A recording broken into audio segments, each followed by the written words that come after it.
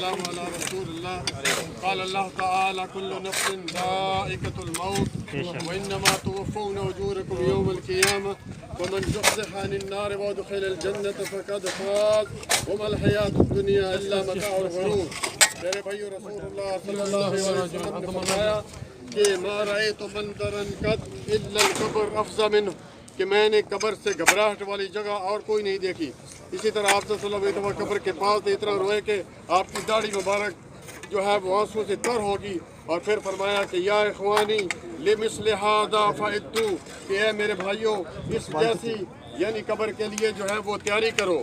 اسی طرح رسول اللہ صلی اللہ علیہ وسلم نے فرمایا کہ ان القبر اول منزل من منازل آخرہ، کہ قبر آخرت کی قبر منزلوں میں سے پہلی منزل ہے. جو یہاں کامیاب ہو گیا وہ اس کی اگلی منزلیں آسان ہو جائیں گی.